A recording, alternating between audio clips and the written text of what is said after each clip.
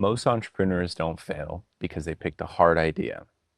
They fail because they picked the wrong idea and dedicated themselves to it for years, only to find out it was the wrong one to start with. When CB Insights researched the post-mortem analysis of hundreds of failed startups in the graveyard of startups, they found out something very insightful about why most of these failed. It had nothing to do with funding, nothing to do with talent, and had everything to do with the fact that over 42% of these businesses build something. So before you dedicate years to building that next business idea, today I want to give you a 10-point checklist that will help you filter out the bad ones and help you find the ones worth pursuing. My name is Max. I run a holding company that ideates, validates, and ships businesses globally.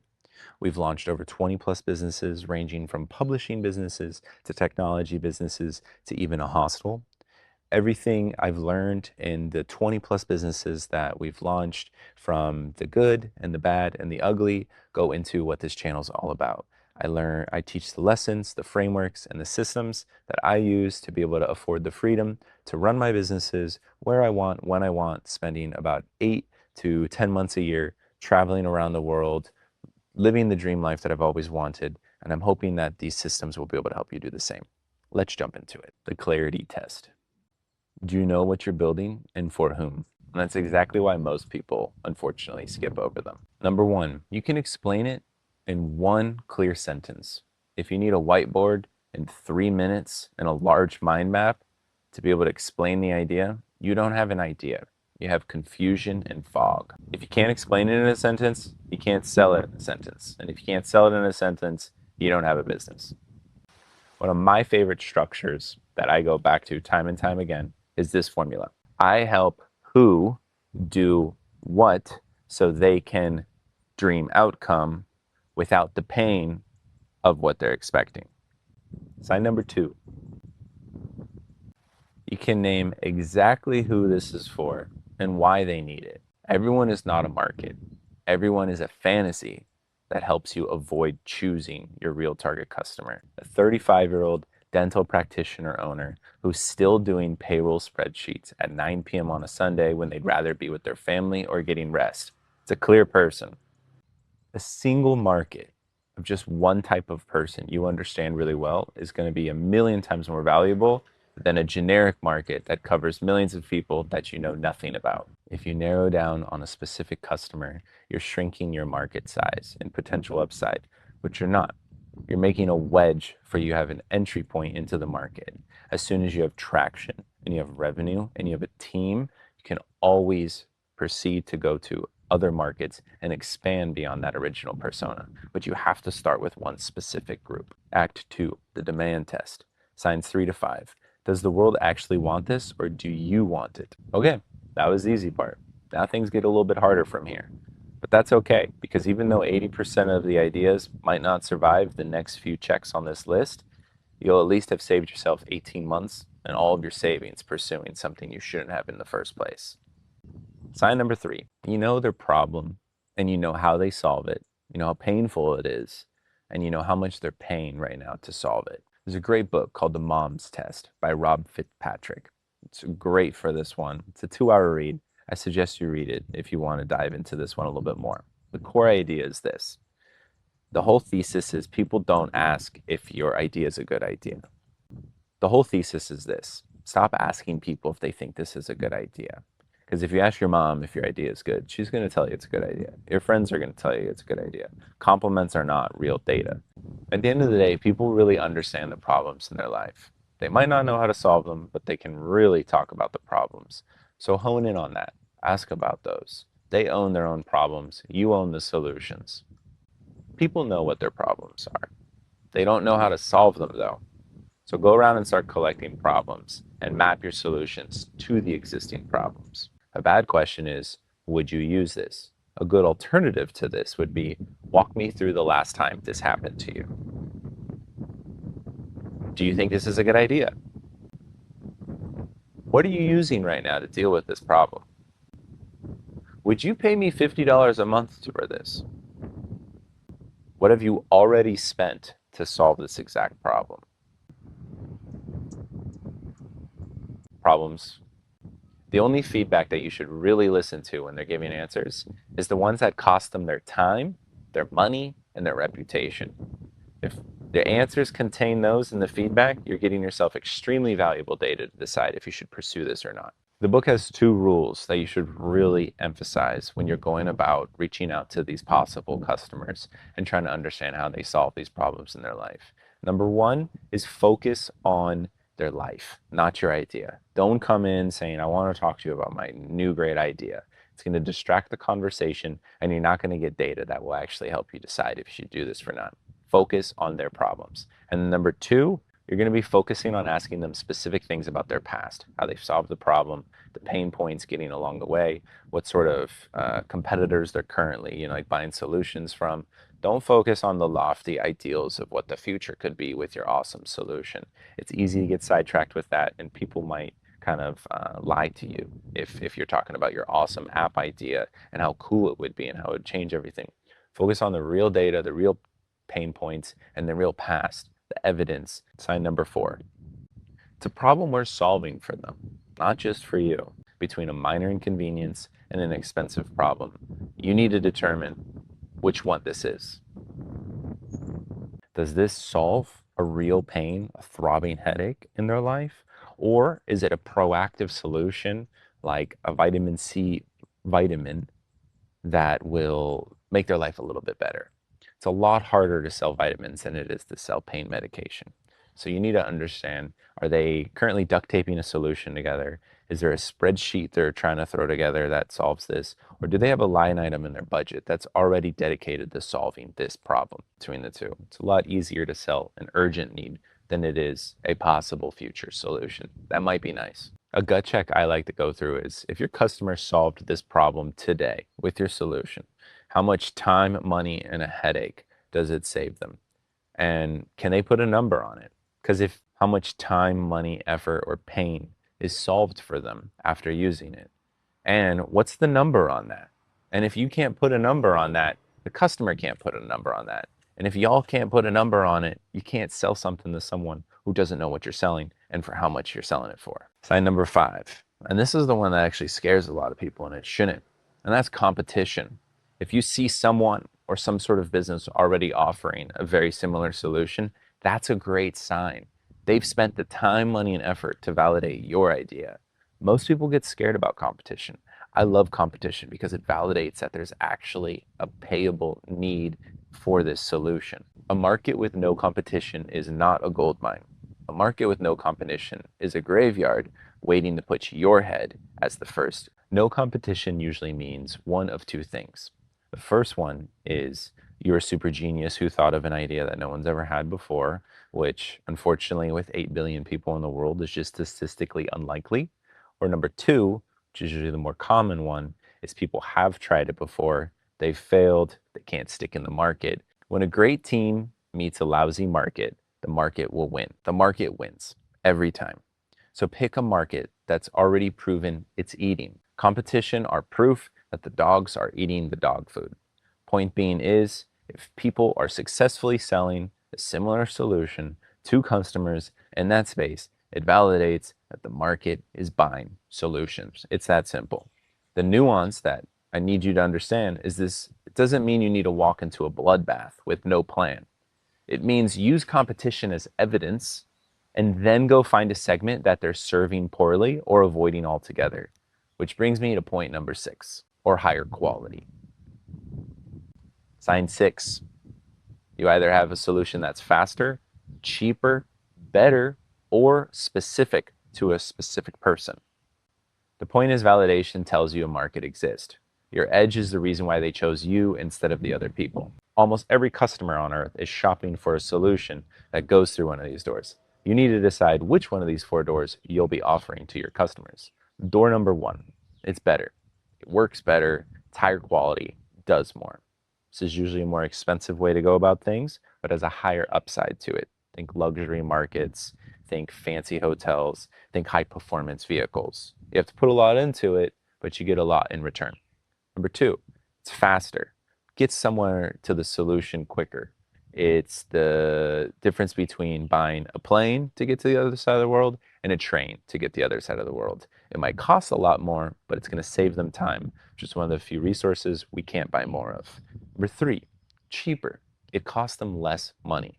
Sometimes being the cheapest wins. Think of the success of things like the dollar store, or the value of the most cheaper. It costs less. Being cheap in a competitive market is a great wedge to have. The world's most popular franchise is no longer McDonald's. It's a Chinese iced tea and ice cream chain called Michu. And it has cheaper prices than almost anyone else in China in any market. I think their ice cream is less than $1. So if you're able to be cheaper, you have a great door to offer customers to come through. And number four is more specific. It's built for a specific wedge in mind. This is why earlier when I was asking you to really think through a specific person, sometimes just understanding a specific part of the audience really well allows you to deliver a solution that's more tailor-made to their needs than a more generic or even higher quality solution that exists elsewhere. It's a real wedge to get yourself into the market. And I'll let you in on a secret that I do for almost every new business I start now is I focus on the last one, because it's a lot easier when you pick the last one to be more specific and you reverse engineer a solution based on very specific problems people have. Better is going to be more expensive to do. Faster is going to end up getting copied, and cheaper is a race to zero. But built exactly for who you want to, especially if it's a specific niche, is a moat that a big company will never bother crossing. If you're building a very specific solution with a very specific person in mind, you don't have to worry about the Jeff Bezoses of the world coming and taking it from you, because it might not be big enough of a market for them, and that's okay for you. A test at this point is to say, a test at this point is to be able to finish this sentence. People will choose me over the obvious alternative because of X. If your answer is because mine is nicer, you don't have an edge. You have to have a preference and specificity that your customer will want you over even the most expensive or cheaper options, because you thought through their problems better than anyone else did. Number seven, you can picture the actual operating first version. It's not just an idea. You can distill in your head exactly what a minimum viable product looks like that solves this problem for them. I'm not asking what this looks like at scale. I'm asking, what does the version look like if you were to launch it next week? What does it do? What do they get in return for it? How do they pay you? If the answer only exists in a 5-year plan deck or some very expensive build you have to do, you don't have a first version. You have a daydream of a super company. If your first version doesn't slightly embarrass you, you've waited too long to launch it. So what I want you to really focus on is, what's the smallest, ugliest thing you'd be willing to put in front of one real customer by the end of 1 month that you think they would pay for? Not download, not try, pay for. That's your V1, and that's what you should focus on. Don't overbuild the V1. You might end up spending a lot of money on something people weren't willing to get in the first place. Think through what the minimum viable product is that someone is willing to pay for, and focus in on that. All right, this is the part I told you to stick around for, because here's what nobody ever tells you. You can pass 7 of these filters and still pick the wrong business. I've done it more than once. Signs 1 through 7 tell you if your business idea is good. Signs 8 through 10 will tell you if it's good for you. And the gap between those things can sometimes cost you more than any competition ever will. Nearly half of US businesses don't make it past 5 years. Those 5 years, especially the first 5, are the hardest. So you need to be willing to grind through what this work's going to look like. So let's jump into that. So let's jump into what that looks like. Sign 8. You're drawn to the problem. You can get obsessed with it. You think about the problem all the time. When you're thinking about this customer and the things they go through, it pulls you. The point is, money and the possible upside of the money you'll get for it is a terrible reason. Money is a terrible reason. The money you'll make is a terrible reason to endure the hard years of building a business, because money is a terrible reason to endure the hard years of building businesses, because you're always going to be distracted by other ways to make money, and it's going to pull you in the other direction. And if you can't honestly see yourself doing that, you're going to get distracted. Some other get quick rich scheme. If money is the only thing pulling you in to do this, you're going to fail. Some other idea is going to attract you and pull you away from it. You need to feel like you can be obsessed on weekends and late nights solving this problem. His whole point, Paul Graham, the guy who started Y Combinator, the most successful startup launching program on earth. They've launched Airbnb, Stripe, and multiple billion-dollar unicorns. And he said something that I think about constantly. Live in the future and build backwards to get yourself there. His whole point is the way to get startup ideas is not to sit down and try to think of startup ideas. It's to go to the edge of something you actually care about and notice what's broken. Ideas are things you hunt for. This leads me to the number 9. You want to be in the room and the places that will require for this idea to succeed. Nobody puts this on a checklist, but almost every single business will drag a lifestyle behind it that you're forced to live. Every single one of. A restaurant means you're going to be there at 6 a.m. till midnight. And enterprise SaaS means you're going to be on planes, in conference rooms, and in procurement cycles. A publishing business means you're at a desk, quiet, alone with your thoughts. An agency means you're on calls all day. None of these are bad, but they are not the same life. And I built my whole holding company off of one negotiable. I wanted to be able to run it anywhere. I wanted to be able to decide where I go, when I go, and how I go. It's part of the reason why I get to enjoy what I get to do. So I did not pick an idea that needed me to be in one location at one time doing a specific thing across the year. That's the filter. So before you commit, ask yourself, if this thing were to work out, if it becomes everything I wanted it to be, do I want the life that comes with it, the lifestyle that comes with it, the lifestyle that requires it to be able to be successful? Because success won't free you from the business. Success will lock you into the business. So this is really important. You feel happy with the box you're going to be blocking yourself into. So before you commit to this idea, ask yourself, if this becomes everything I wanted it to be, what does the lifestyle look like that entail? And do I want to be locked inside of that? Is that the golden cage that I've built for myself? Or is that the sandbox and playground that I get to thrive in and continue building in? You need to decide what that looks like for you and if you're willing to stay in that. Number 10, you're willing to learn whatever it takes to succeed. Every single one of my 20 plus businesses have required me to learn something I didn't know about before. For example, my board game publishing business, I didn't really play board games before I got involved in the industry. So I had to learn to enjoy and understand the nuances in game mechanics and types of games out there. Or my hostel business. I didn't stay in many hostels before I became a co-owner of a hostel. So I had to really understand and learn what makes a good hostel from a bad hostel and why community is one of the most important pieces of it. Beautiful opportunity to be entrepreneurs because we have AI at our disposal to help us build our businesses, launch our marketing, code out our applications, and help bring our ideas to reality. So it's an incredible time to learn, but you need to be willing to learn. You need to be willing to understand the fact that there's a lot of things you don't understand that will make this idea successful, but you understand that you need to learn it to succeed.